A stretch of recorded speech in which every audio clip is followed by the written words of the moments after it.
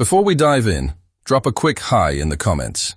It may seem small, but trust me, it really helps YouTube share this story with more sci-fi fans like us. I'd love to see who's watching.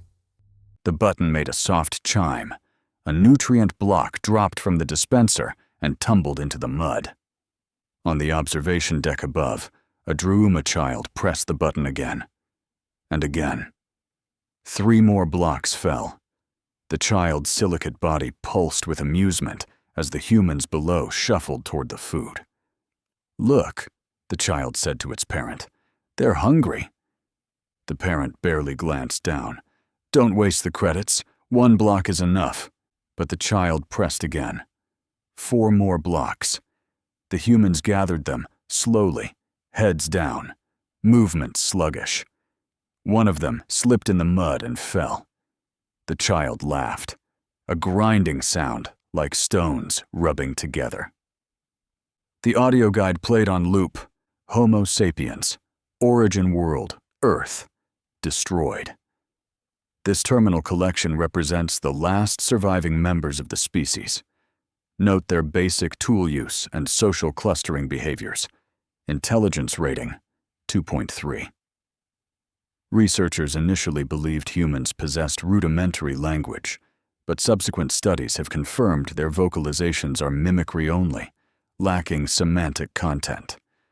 Please enjoy the feeding interaction. The dispensary accepts all major currency formats. The Gallery of Fading Worlds was the most famous zoo in the known galaxy. 200 habitat domes, 4,000 species, 12 million visitors every cycle. Politicians posed for images at the main concourse. Wealthy collectors paid fortunes for private viewings of the rarest specimens. Dome 14 was not one of the rare ones. The human exhibit sat between the mosslings of Thevar 9th and the stone crawlers of Belfix, mid-tier attractions for visitors who had already seen the dangerous predators in Sector 12 and wanted something quieter before lunch. 500 visitors rotated through the observation deck every hour. Peak season, school groups, families, couples on leisure travel. Dome 14 was a scheduled stop on the standard tour. The gift shop outside sold human-shaped toys, vials of authentic habitat soil, and prints of photographs recovered from Earth's dead servers. The best seller was a small figurine of a human holding a primitive tool.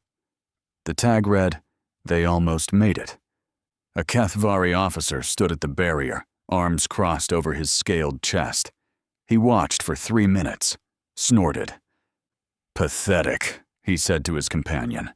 "They don't even fight each other." "What did you expect?" "Something. Anything." He turned away. "Let's see the Vorax. I heard they killed a keeper last cycle." The observation deck churned with bodies. Species of all kinds pressed against the barrier, looked down, and saw exactly what they expected to see. Humans in the mud. Humans weaving grass. Humans sitting in clusters, making soft sounds at each other. Animals. 7 sat with his back against a bamboo stalk, fingers working a strip of fiber. To anyone watching from above, he was grooming. Idle behavior. The kind of thing a creature with a 2.3 intelligence rating might do to pass the time. His hands moved without thought. They had done this for 15 years. His eyes never stopped counting. 4 keepers on the morning rotation, 3 on evening. Patrol sweep every 90 minutes. The Curator Prime visited the observation deck twice per week, always on 3rd day and 6th day. Feeding dispensers activated on a 12-hour cycle. Maintenance hatches opened once per month for atmospheric checks. 15 years of counting. 7 was 53 years old. He had been 38 when Earth burned. A structural engineer. He had built bridges across rivers that no longer existed, in cities that were now ash, on a world that had become a footnote in a Vethian archive. He remembered his son's face. Some days. Other days, it slipped away, and he spent hours trying to pull it back. The color of his eyes, the sound of his laugh. He never spoke about it. There was nothing to say. The fiber strip broke in his hands. He selected another and kept working. Across the habitat, near the eastern mudflat, 41 crouched in a depression hidden from the observation deck's sight lines, a natural blind spot that the humans had mapped over the years. The bamboo grew thick here, casting shadows that the artificial sun couldn't penetrate. 41's hands were buried in ash.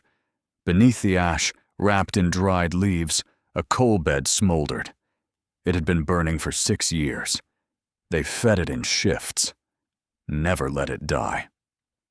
The Vethian had noted fire-making behavior in year 2. They had observed it with clinical interest, published a paper on it, and concluded it was instinctive rather than learned. Primitive thermal-seeking response, the paper said. No evidence of controlled application. They hadn't looked closely enough.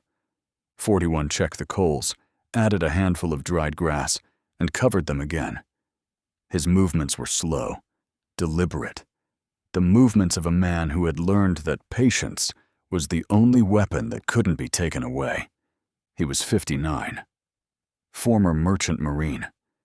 He had been on a cargo hauler when the distress calls stopped coming from Earth. By the time they understood what had happened, the Vethian collection ships were already waiting. Survivors, the Vethian had called them. Specimens. 41 remembered the intake process, the scanners, the tagging, the moment they had taken his name and given him a number. He had been Brannock-Ides once, a man with a history, a family, a home. Now he was 41, a number that meant nothing. He smiled sometimes, thinking about what the numbers would mean soon. Near the keeper entrance, a young man sat cross-legged in the mud, weaving grass into a pattern that would never become anything. His hands moved. His eyes stayed down. His ears caught every sound. 219 was 21 years old. He had been 6 when they brought him here. His memories of Earth were fragments, colors, sounds, the feeling of wind that wasn't recycled, a dog barking somewhere, a hand holding his... He didn't remember whose hand. The preserve was the only world he knew.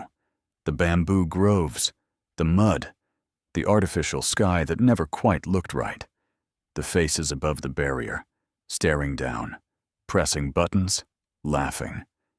He had grown up being watched, being studied, being discussed in languages he wasn't supposed to understand. But he understood everything. 15 years of listening had taught him the Vethian's layered speech, the harmonics, the tonal shifts, the meanings beneath the meanings. The translators flattened it into monotone clinical statements. 219 heard what the translators erased. He knew when a keeper was bored, when one was anxious, when the curator prime was pleased with himself, which was often. He knew the word for specimen, the word for collection, the word for reduction. He knew words the Vethian didn't think he could know. Right now, he was listening to 2 junior keepers near the entrance. They spoke freely, voices unhushed. Why would they whisper? The animals couldn't understand. 63 is still symptomatic, one said. His skin shifted to pale blue, the color of mild inconvenience. Respiratory distress, worsening. Log it, the other said. Natural processes. Should we intervene? The specimen is juvenile. Curator Prime's standing orders. No medical interference with Category C fauna. It disrupts behavioral baselines. Pale blue shifted to gray. Loss of interest.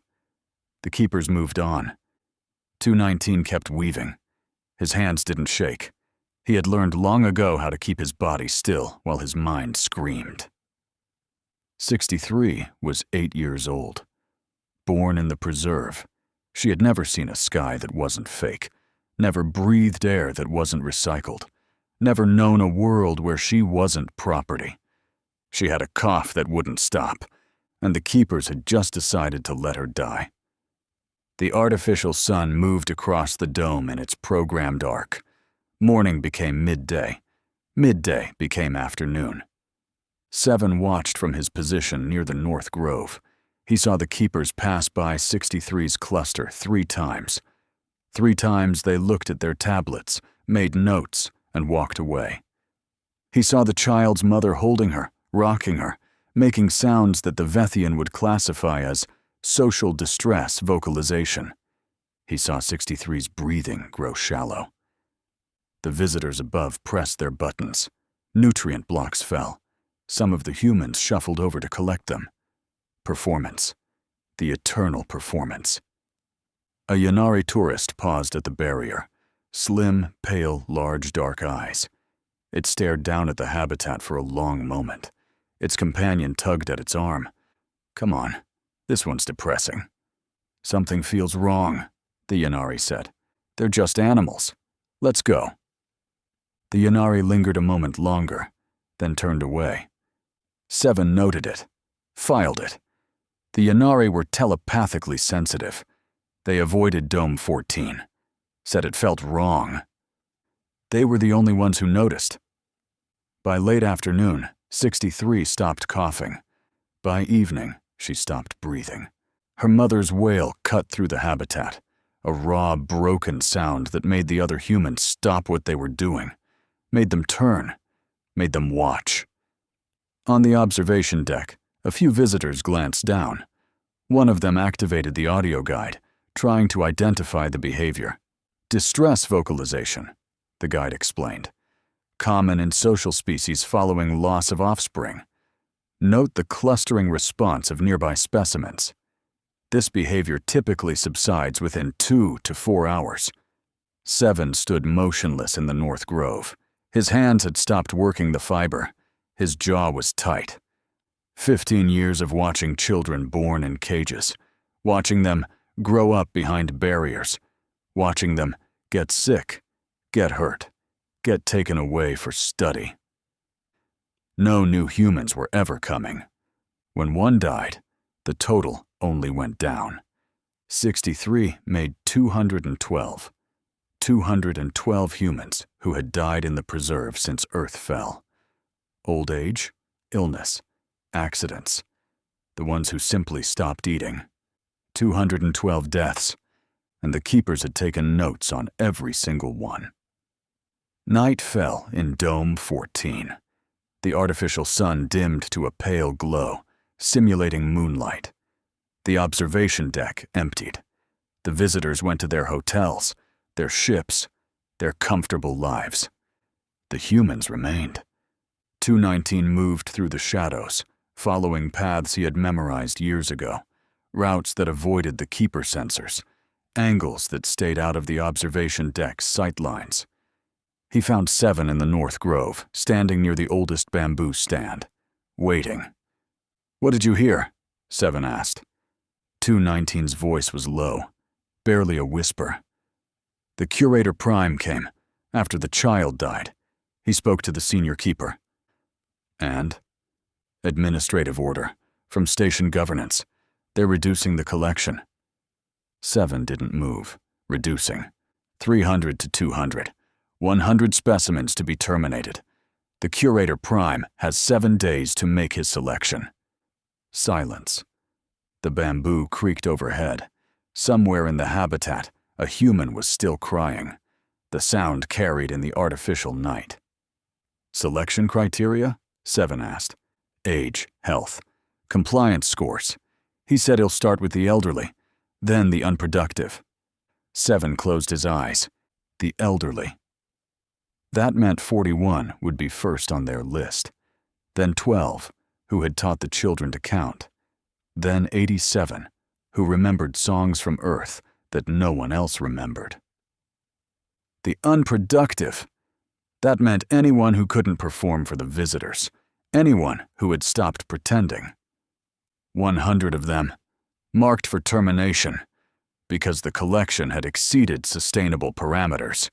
"How long have we been waiting?" 7 asked. 219 didn't hesitate. 15 years. "How long have we been ready?" 3 years, maybe more. 7 opened his eyes.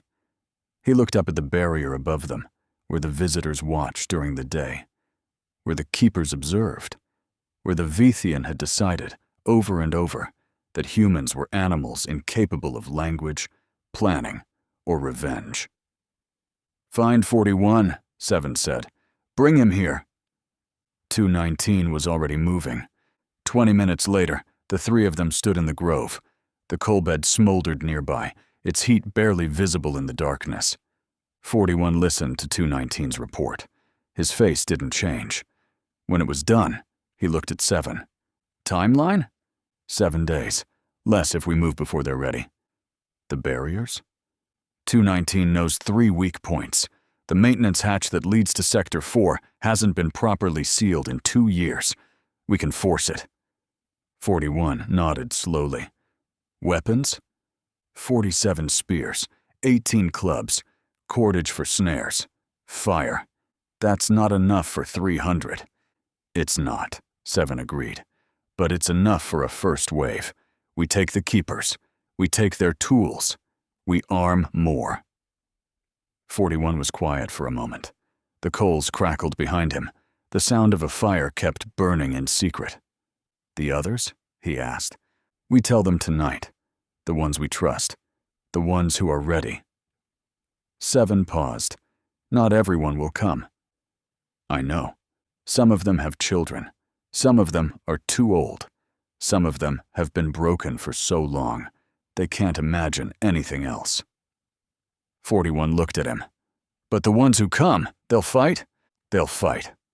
41 turned to 219. The young man stood straight, waiting. He had never known freedom, never walked under an open sky, never lived a day without being watched, counted, catalogued, and he was ready to kill for a world he couldn't remember.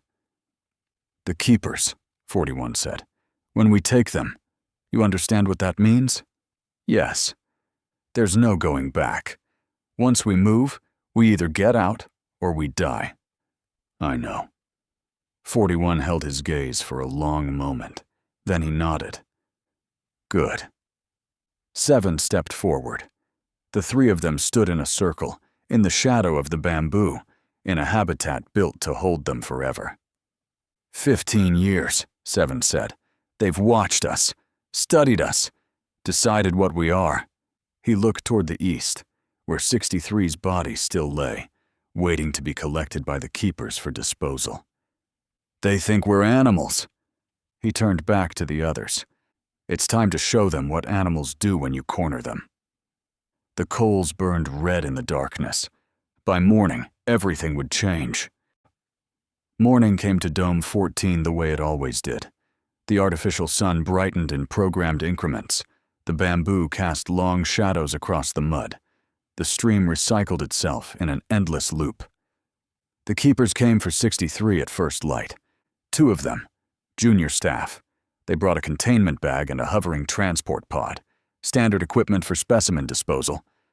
The humans watched. They sat in their clusters. They wove grass. They made soft sounds.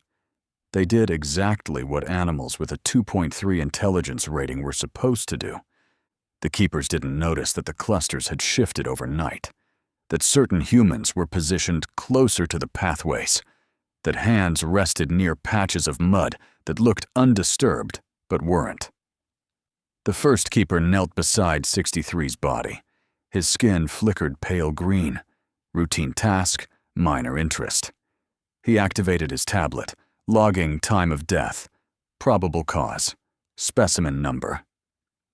"Respiratory failure," he said to his colleague. "Natural processes." The second keeper was already looking at the transport pod's charge level. "We need to finish before the observation deck opens. Visitors don't like seeing removal." "Bad for the experience." "Exactly." They lifted 63 into the containment bag, small, light. 8 years of life reduced to a logistics problem. 63's mother stood 20 meters away. She hadn't moved since dawn.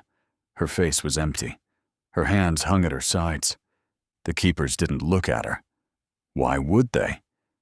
Grief behavior in social species was well documented. It would subside within 2 to 4 hours.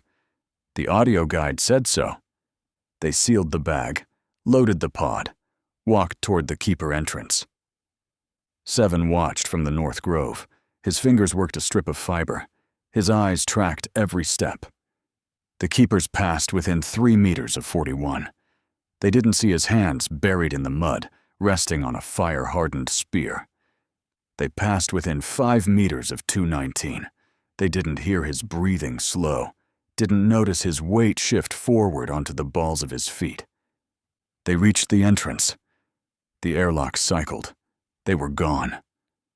7 exhaled. Not yet. Not in daylight. Not with visitors coming. Tonight, the observation deck, filled by mid-morning. A school group from the Uraxi Trade Consortium pressed against the barrier. Young insectoids, carapaces gleaming, compound eyes reflecting the habitat below. Their instructor pointed at the humans with one segmented limb. Note the lack of coordinated activity, the instructor said. Despite living in proximity for extended periods, Homo sapiens show no evidence of task specialization or hierarchical organization. They exist in a state of permanent social stagnation. One of the students raised a limb. Why don't they build things? The archive says they had cities. An excellent question. The current scientific consensus is that human cities were naturally occurring formations that humans sheltered within, much like certain crustacean species occupy abandoned shells. The misconception of human construction arose from early observation errors. The students clicked their mandibles in understanding. Below, 7 listened. He understood enough Uraxi to follow the lesson. Those years of exposure had given him fragments of a dozen languages. Not fluency, that was 219's gift, but enough to catch the shape of what was being said. Naturally occurring formations. He thought of the bridges he had built, the calculations, the years of study, the crews he had managed, the weight of concrete and steel, balanced against gravity and wind and time. Naturally occurring? No, absolutely not. His hands kept working the fiber. His face stayed empty. The instructor continued the lesson. The students took notes on their tablets. After 20 minutes, they moved on to the next exhibit. 7 didn't watch them go. He was watching the keepers. By midday, the word had spread to every human who needed to know. Not all of them. Not the children. Not the ones too old to fight. Not the ones who had broken years ago and now sat in the mud waiting for death. 83 humans knew what was coming. 83 who had been waiting for 7 to say the word. Tonight! The weapons moved in silence. Spears passed from cache to cache, hidden beneath woven grass mats, buried in mud walls, concealed in the thick bamboo of the blind spots. 47 spears, 18 clubs, coils of cordage made from plant fiber, strong enough to bind or strangle. 41 supervised the distribution. He moved through the habitat like a man checking on sleeping children, pausing here and there, exchanging a few low words, a nod, a touch on the shoulder. In a blind spot near the western mudflat, he gathered a group of 12 humans. The youngest was 19. The oldest was 46. None of them had held a weapon since Earth. 41 held up a spear, fire-hardened bamboo, sharp enough to punch through flesh. "Grip here," he said, demonstrating. "Not too tight. You'll tire out. Not too loose. It'll twist on impact." The 12 watched, learned. "This isn't hunting," 41 continued. "When you hunt, you're trying to kill clean, preserve the meat, minimize suffering." He paused. "This is different. This is about stopping something that's trying to stop you. Speed matters. Hesitation kills." A man called 78 raised his hand. He had been an accountant on Earth. Spreadsheets, numbers, a life measured in decimal points. "What if I freeze?" he asked. 41 looked at him. No judgment, no contempt, just truth. "Then you die, and the person next to you might die too." He lowered the spear. "I'm not going to tell you it's easy. It's not. First time you put a point into something that screams, your body's going to want to stop. Your hands will shake. Your stomach will turn. He stepped closer to 78. But here's what I need you to remember. That thing you're putting the spear into, it watched 63 die. It took notes. It called it natural processes. His voice didn't rise, didn't need to. You're not killing a person. You're killing a thing that thinks you're furniture, and furniture doesn't get to have feelings about it. 78 nodded slowly. Now, 41 said, grip here. Watch the angle. 7 found her near the eastern mud flat. 63's mother sat where she had been that morning. Same spot. Same posture. She hadn't eaten, hadn't spoken. 7 sat beside her, didn't speak either. The artificial sun moved overhead. Visitors came and went on the observation deck. Someone pressed the feeding button 7 times. Nutrient blocks tumbled into the mud 30 meters away. Neither of them moved to collect them. After a long time, she spoke. Her name was going to be Lily. 7 turned his head slightly. I never told anyone, she continued. Not even her. I was afraid if I gave her a real name, they'd find out. Take it away somehow. Add it to their notes. Her voice was flat, scraped clean. So I just called her 63, like they wanted. And now she's gone, and she never knew she had a real name. 7 was quiet for a moment. She knew, he said. The woman looked at him. She knew you loved her. She knew you held her every night.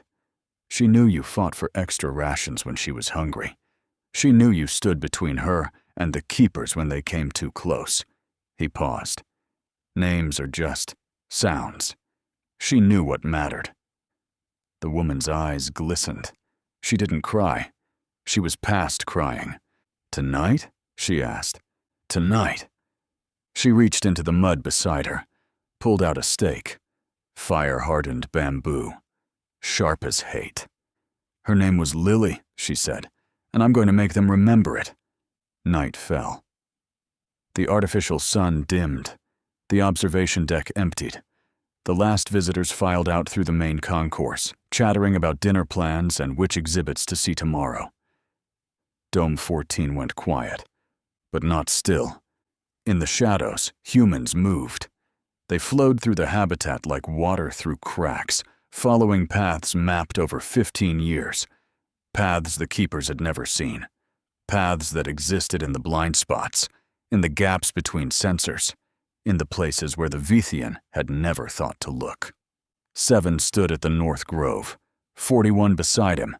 2, 19 ahead, crouched near the keeper entrance, listening. 3 keepers on evening rotation. 7 knew their patterns, knew their timing, knew exactly when the first one would enter the habitat for the atmospheric check. 22 minutes. He raised his hand, held up 2 fingers, then 1. 21 minutes. Across the habitat, teams moved into position. The first group near the keeper entrance, the second group at the observation post access, the third group at the maintenance hatch that led to Sector 4. 41 checked his spear one final time, tested the point against his thumb. A bead of blood welled up.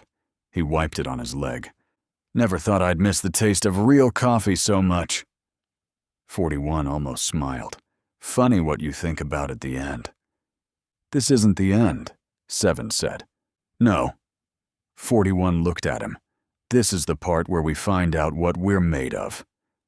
18 minutes. 219 raised his hand. Signal. The first keeper was approaching the entrance early. 7's jaw tightened. Change of pattern. The keepers never came early.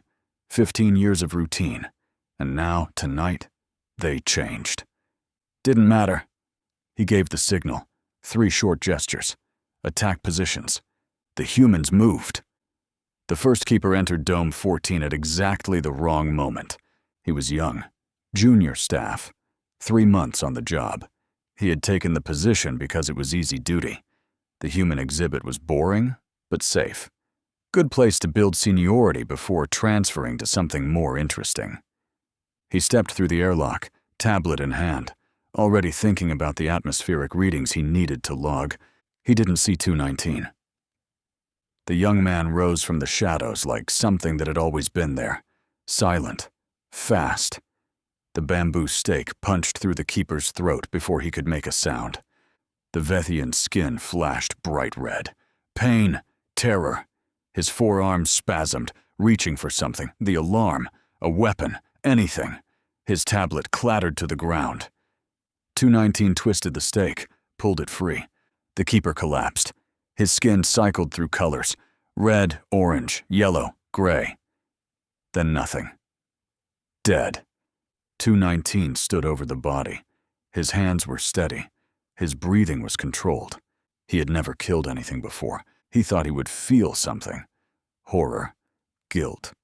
Triumph. He felt nothing. He took the sedation wand from the keeper's belt, the tablet, the access key clipped to his uniform. 7 and 41 moved on the observation post simultaneously. The second keeper was there, monitoring the habitat feeds on a bank of screens. She was older than the first, more experienced. She had seen the intake of the original human specimens 15 years ago, had watched them shuffle off the transport ships, confused, terrified, already broken. She heard the door open behind her. "You're early," she said without turning. "The readings aren't due for another." 41's spear took her through the back. The point emerged from her chest, just left of center. Her skin flashed red, then white, a color 7 had never seen before. She tried to turn, tried to speak. Blood bubbled from her mouth. 41 pulled the spear free. She fell. 7 was already at the console. His fingers moved across the controls, muscle memory from a lifetime ago, adapting to alien interfaces. The screens showed feeds from across Dome 14. He found the one he needed, the keeper entrance. 219 was dragging the first body out of sight. "Good. Third keeper," 7 said. "Location?" 41 checked the screens. Approaching from the main corridor. 2 minutes. Alert status? Green. No alarms. They had 90 seconds before the third keeper reached the entrance. 90 seconds before someone noticed the other 2 weren't responding. 7 made a decision. "We take him in the corridor, outside the dome." 41 nodded. They moved. The third keeper died in the hallway. He rounded the corner and found 2 humans waiting for him. His brain couldn't process it. Humans outside the habitat. Humans with weapons. Humans looking at him with expressions that weren't docile or confused or afraid. He reached for his sedation wand. A spear went through his eye. His body hit the floor with a wet thud. His skin never had time to change color.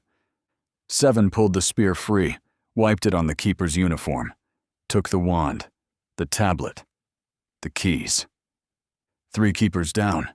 41 was already at the maintenance hatch, the one that led to Sector 4. The one that hadn't been properly sealed in 2 years. He pressed the stolen access key to the panel. Red light. He tried again. Red light. "Wrong key," he said. 219 appeared beside them, handed over the key from the first keeper. 41 tried it. Green light. The hatch hissed open. Cold air rushed in. Metal walls, bright lights. The smell of something that wasn't bamboo or mud or recycled water. The station. For the first time in 15 years, humans looked at something beyond their cage. 219 stepped through first, then 41, then 7. Behind them, the other humans followed. 80 fighters, moving in silence, carrying spears and clubs and 15 years of patience sharpened into a point. They were out. The keeper corridors were a maze, metal walls, flickering lights. Signs in Vethian script that 219 murmured as he translated. Storage, maintenance, environmental control, Sector 4 hub. 41 led the first group. 20 fighters. The strongest. The fastest. 7 followed with the second group. 30 more. The rest held position at the hatch, guarding the exit, ready to receive the ones who couldn't fight. The children, the elderly, the broken ones. Still waiting in the dome. They encountered the maintenance drone at the first junction. A small thing, 6-legged, sensors and tools instead of weapons. It was checking a wall panel when 41's group turned the corner. The drone's sensors locked onto them. Its transmitter began to pulse. 41 closed the distance in 3 steps. His club crushed the drone's central processor before it could complete the signal. Sparks. A whine. Silence. "Keep moving," 41 said.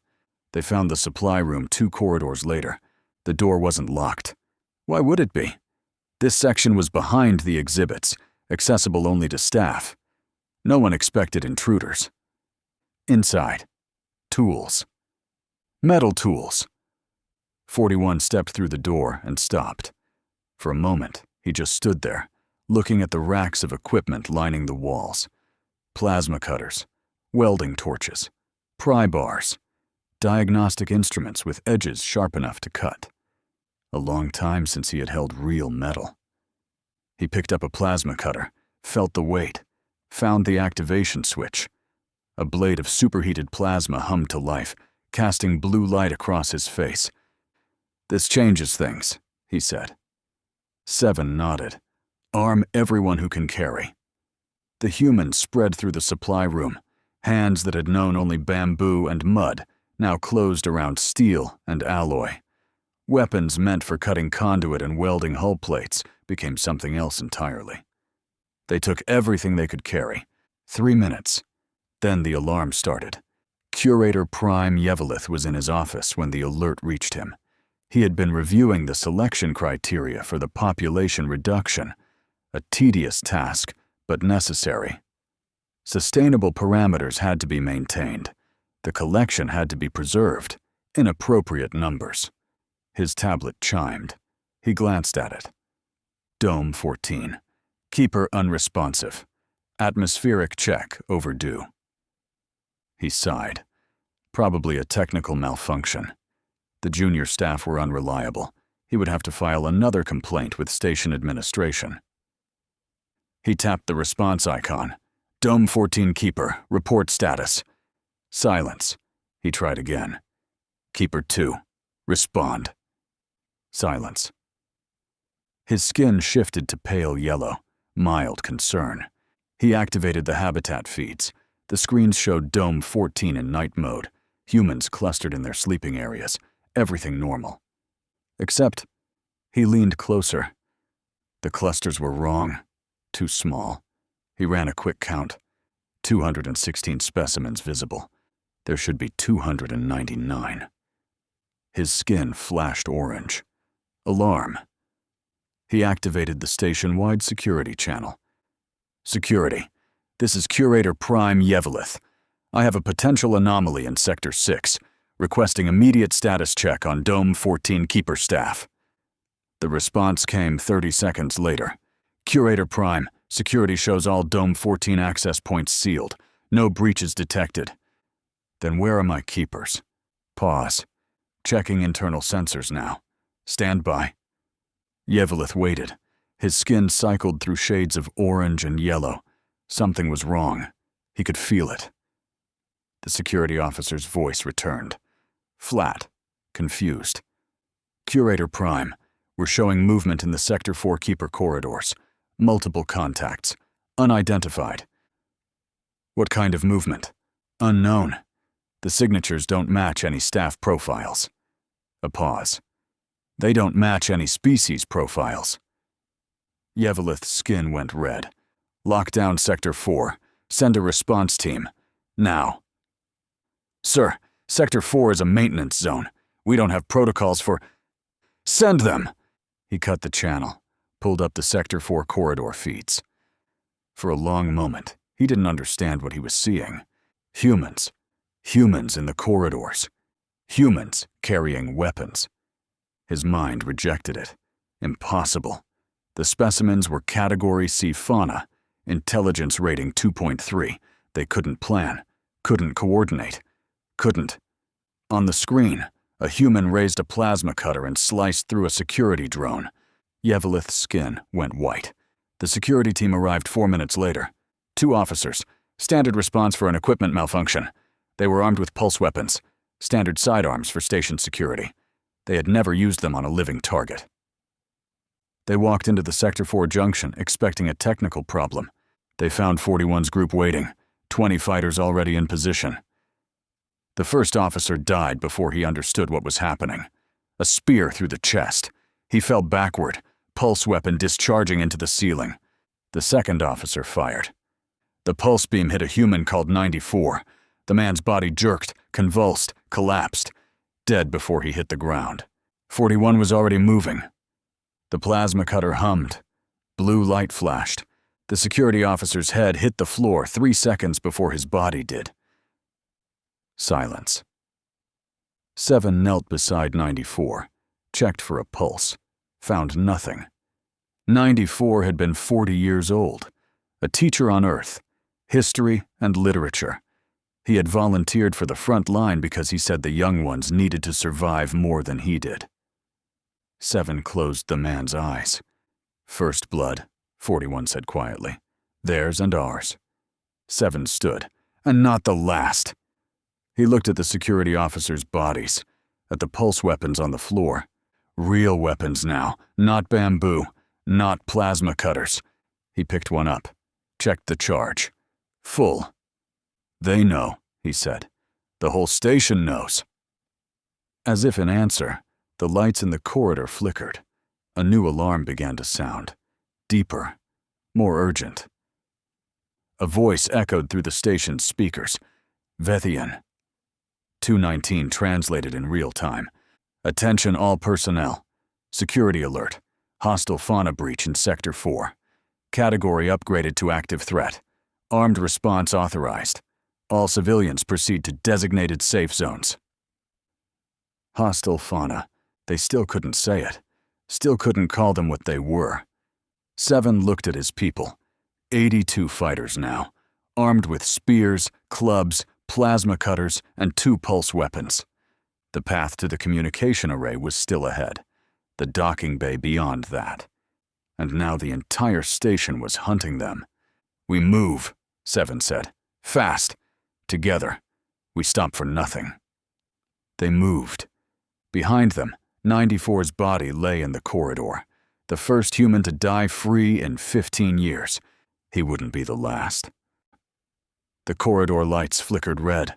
Emergency lighting. The station's heartbeat stuttering as alarms screamed through every sector. 7 ran. Beside him, 219 moved like a shadow, eyes scanning every sign, every junction, every door they passed. Behind them, 79 fighters followed in tight formation. The hatch team had rejoined at the first junction. Everyone who could fight was moving forward now. 94's body was already far behind. They couldn't carry him, couldn't stop. The dead would have to wait. Left here, 219 said. Maintenance junction. Leads to the core access corridor. They turned. The corridor narrowed. Pipes overhead. Conduits along the walls. The station's guts exposed. A security drone dropped from a ceiling hatch. 7 fired without breaking stride. The pulse weapon kicked in his hand. The drone exploded, showering sparks across the floor. He didn't slow down. How far? He asked. 400 meters to the core junction, then another 200 to the communication array.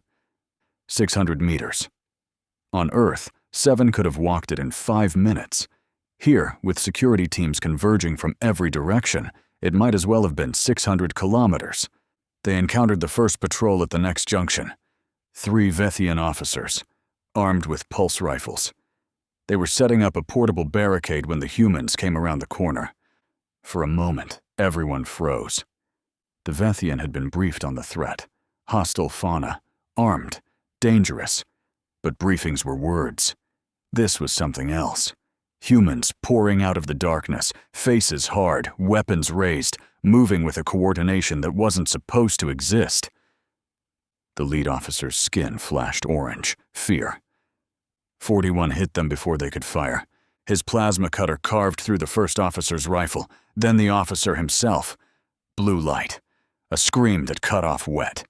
The second officer fired wild, pulse beam scorching the ceiling.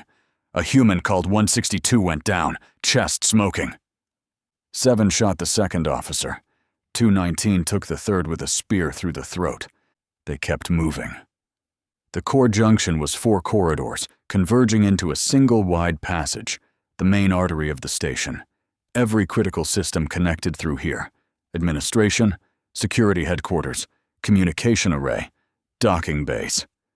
And the Vethian had finally figured out where the humans were going. Seven held up his fist. The column stopped. He pressed against the wall, edged forward, looked around the corner. 30 Vethian security officers, full tactical gear, pulse rifles, energy shields. They had built a barricade across the junction, portable barriers, overturned equipment, a makeshift wall of metal and light. Behind the barricade, more officers were arriving, reinforcements from across the station. Seven pulled back. "How many?" 41 asked. 30, more coming. Shields? Yes. 41's jaw tightened. Energy shields would stop spears, would stop plasma cutters at range, would even stop pulse weapons for a few shots. They could push through, probably. But the cost would be most of them. "We need to split them," 41 said. "Draw some away. Hit them from 2 sides." Seven looked at him. They both knew what that meant. Someone would have to be the bait. Someone would have to hold the attention of armed, shielded officers long enough for the main group to break through. Someone wouldn't be coming back. "I'll take 10, 41 said. "There's a parallel corridor. Runs along the maintenance level. Comes out behind their position. We make noise. They turn to deal with us. You punch through the front. That's not a flanking maneuver. That's a sacrifice. It's a choice." 41 met his eyes. "I've been ready for 15 years, Seven. I was ready the day they put a number on me and took my name away." "Brannick," Seven said. 41 blinked. "Your name," Seven continued. "Brannick Wheats, Merchant Marine. You told me once. Year 3. You were drunk on fermented nutrient paste." For a moment, something shifted in 41's face. Something old. Something human. "I never forgot my name," he said quietly. "I didn't think anyone else would remember." "I remember everything." 41 nodded slowly. "Then remember this, too." He gripped Seven's shoulder, squeezed once, hard. "Get them out. All of them. The children, the old ones, the broken ones. Get them to the stars." "I will." "And when you do?" 41 paused. "When you find a world that's green and blue and doesn't have barriers around it, you put a stone down somewhere. Doesn't have to be big. Just a stone. And you tell them Brannick Ides helped build the road that got them there." Seven's throat tightened. He didn't trust himself to speak. He just nodded. 41 turned to the column. "I need 10. Volunteers only. You come with me, you're not coming back. But you'll be the reason everyone else does."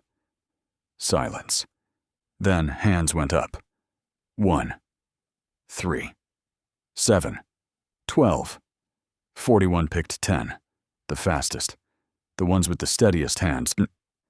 He didn't say goodbye to anyone else, didn't make a speech, just nodded once at 7, once at 219, and led his team down the parallel corridor. 7 watched him go. The last thing he saw was 41's back disappearing into the shadows, straight, unbowed. Then he was gone. They waited. 2 minutes. 3.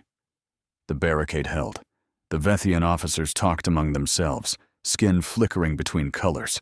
Confidence, boredom, occasional flashes of anxiety. They thought they had the situation contained. Fauna in the corridors. Dangerous but manageable. The barricade would hold until heavier response teams arrived. Then 41 hit them from behind. The first sign was light. Blue plasma light flashing in the corridor beyond the barricade. Then sound, screams, pulse fire, the wet crunch of metal through flesh. The Vethian turned. Half of them. Then more. Officers shouting, redirecting, pulling forces from the barricade to deal with the new threat.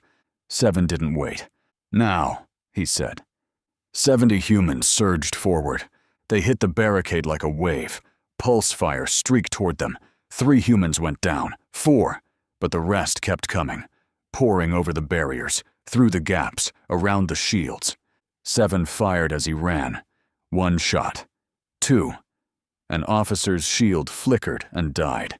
A spear took him in the chest before he could raise his rifle. 219 was beside him, moving fast, staying low. A Vathian swung at him with a shock baton. He ducked, came up inside the officer's guard, drove a sharpened stake through the soft flesh under the chin. The junction became chaos. Bodies. Blood. The smell of ozone and copper. Humans and Vathian tangled together, too close for rifles, fighting with fists and blades and teeth. 7 lost track of time, lost track of numbers. There was only the next enemy, the next swing, the next shot. And then, suddenly, there were no more. He stood in the middle of the junction, breathing hard. Around him, humans picked themselves up, checked wounds, counted losses. 11 more dead, 59 fighters remaining. From the parallel corridor, the sounds of fighting had stopped. 7 looked toward it, waited, hoping. No one came. 41 was gone. The communication array was 200 meters ahead. They covered the distance in under a minute. The door was sealed, magnetically locked. A security measure triggered by the station alert. 219 pressed his stolen access key to the panel. Red light. He tried another key. Red light. "They've locked us out," he said. Authorization level changed. "These keys won't work anymore." 7 looked at the door. Reinforced alloy. Designed to withstand decompression, fire, impact. Not designed to withstand plasma cutters applied with patience. But they didn't have patience. Every second, more security was mobilizing. "Can you bypass it?" 219 studied the panel. His fingers moved across the interface, testing options. "Maybe. The system's Vathian standard. I've heard them discuss maintenance overrides. There's a code sequence they use when keys fail. How long? I don't know. A minute. Maybe 2. 7 turned to the fighters behind him. "Hold the corridor. Nothing gets through." They spread out, formed a line. Pulse weapons at the front. Spears and plasma cutters behind. 58 humans blocking the path to the array while 219 worked the override behind them. 219 worked. 30 seconds. Footsteps echoed from the far end of the corridor. More security. A lot more. 60 seconds. The first Vathian officers appeared. They saw the human line and stopped. Regrouped. Formed their own line. Shields up. Rifles leveled. A standoff. 90 seconds. "Almost there," 219 muttered. "The override sequence is 11 characters. I've heard them say 10 of them. The last one. Guess. If I guess wrong, it triggers a lockdown. Permanently. Then guess right." 219's hand hovered over the panel. His jaw tightened. He entered the final character. Green light. The door slid open. 3 technicians stood inside. They saw the humans. Their skin went white. "Out," 7 said. They ran. The technicians burst into the corridor, stumbling toward the Vathian security line, skin flashing panic colors, voices layered with terror. "They're inside! The fauna! They're armed! They killed the keepers! They're—" The Vathian officers froze. Their training covered containment, sedation, crowd control. Nothing in their protocols addressed this. Armed specimens. Coordinated attack. Fauna that moved like soldiers and looked at them like prey. 7 didn't wait for them to figure it out. "Inside," he said. "Unarmed first. Weapons cover the door." The humans moved, slipping through the door in a steady stream. The fighters with ranged weapons held position, aiming at the Vathian line. The Vathian didn't fire. They watched, rifles raised but fingers frozen, waiting for orders that never came. One by one, the humans disappeared into the communication array. 7 was last. He backed through the doorway, pulse weapon trained on the corridor. 219 hit the override. The door sealed shut. 59 humans inside. The communication array was a cathedral of technology. Towering transmitters rose toward the ceiling. Consoles banked along the walls, blinking with data streams from across the galaxy. A holographic display dominated the center of the room, showing the station's position relative to 1,000 distant stars. 3 technicians were inside. They looked up as the humans entered. Their skin went white. "Out," 7 said. They ran. 219 went straight to the primary broadcast console. His hands moved across controls he had never touched, but had heard described 100 times. Frequency settings, power allocation, signal range. "I can open every channel," he said. "Every ship in range, every station, every relay buoy in the sector. Do it."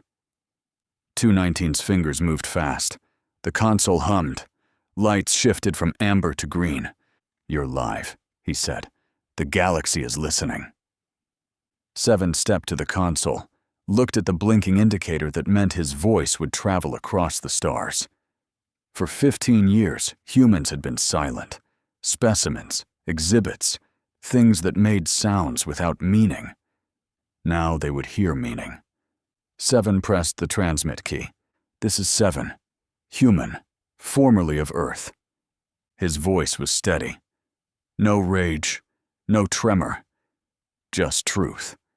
15 years ago, your species watched our world burn. You collected the survivors. You put us in cages and called it conservation. You sold tickets to watch us eat. You published studies proving we couldn't think. You let our children die and called it natural processes. He paused. Let the words settle across the void. We are not animals. We have never been animals. We remember. We learn. We build. We wait. Another pause. The gallery of fading worlds is now under human control. Your keepers are dead. Your security has failed. Your assumptions have cost you everything. He thought of 41, of 94, of 63, who had a name her mother never got to use. We do not want your pity. We do not want your guilt. We want passage. Any ship that offers transport will have our gratitude and our memory. Any ship that approaches with hostile intent will be met in kind. He leaned closer to the console. You thought we almost made it. You were right. We almost made it once. We will make it again. This is not a request for help. This is a notification. Humanity is still here. Pause. And we remember everything. He cut the transmission. Silence. 219 was staring at him. The young man who had never known Earth, who had grown up in a cage, who had learned to kill for a world that existed only in other people's memories. The docking bay, 7 said. We're not done. They reached the docking bay without resistance. The corridors were empty. Security had pulled back, regrouping, trying to understand what had happened.